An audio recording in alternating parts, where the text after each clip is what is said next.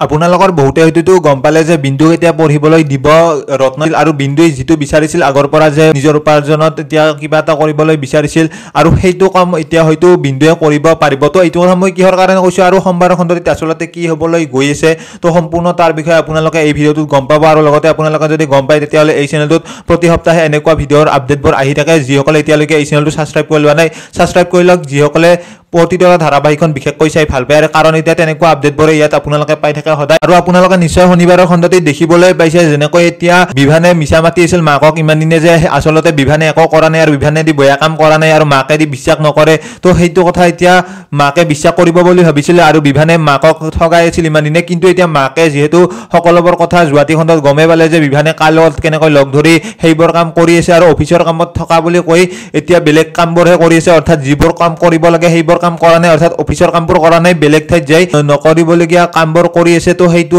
এতিয়া যিহেতু মাকে গম পাইছে আৰু সেইটো কথা সোমবাৰৰ খণ্ডটিত ভালদৰে এতিয়া ক'ব আৰু সোমবাৰৰ খণ্ডটিত মাকে কোৱাৰ লগে লগে এতিয়া বিভানে ভয় খাব আৰু বিভানৰ পৰা সকলো কথাখিনি জানিবলৈ বিচাৰিব আৰু বিভানৰ পৰা হয়তো সকলোবোৰ কথা মাকে গম পাব যে বিভানে আচলতে বেয়া হয় আৰু ইমান দিনে যিহেতু বেদহঁতক লগতে এতিয়া বাকীবোৰ মানুহৰ লগতে তেনেকুৱাই কৰিছিল আৰু বিন্দুৰ লগত যিটো কাম কৰিছে সেইটো কাম যদি কৰা বুলি মাকে গম পায় হয়তো এতিয়া যিহেতু ছোৱালী এজনীৰ লগত তেনেকুৱা পুতেক এজনে কৰিছে আৰু সেইবাবে হয়তো মাকে কেতিয়াও ক্ষমা নকৰে বা এতিয়া বিভানে হয়তো অতি সোনকালে জেললৈ যাব লাগিব পাৰে আৰু তাৰে প্ৰমাণো মাকে দিব হয়তো।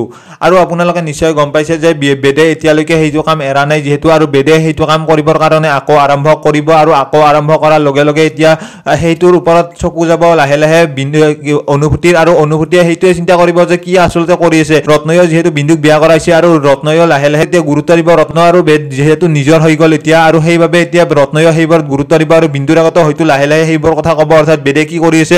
মই ভাবোঁ যে বেদক অতি সোনকালে ৰত্ন বিন্দু আৰু অনুভূতিয়ে একেলগ হৈ ধৰিব আৰু বেদে আচলতে কি কৰি আছে তো সেইবোৰ কথা এতিয়া ভালদৰে প্ৰমাণ সহকাৰে উলিয়াব আৰু উলিয়াৰ পিছত এতিয়া হয়তো বেদে ধৰা পৰিব। আপোনালোকে যিহেতু বিন্দুৰ বিয়াৰ পৰা পমহঁতকো দেখিবলৈ পোৱা নাই আচলতে পমহঁতে কি কৰি আছে আৰু ক'ত আছে কি কৰিছে তো সেইবোৰ আপোনালোকে নিশ্চয় দেখিবলৈ পোৱা নাই। যিহেতু পমৰ মাকে এতিয়ালৈকেতো বিজয় হৈ আছে কাৰণ এতিয়া যিহেতু যি বিচাৰিছিল সেয়ে হৈ গ'ল।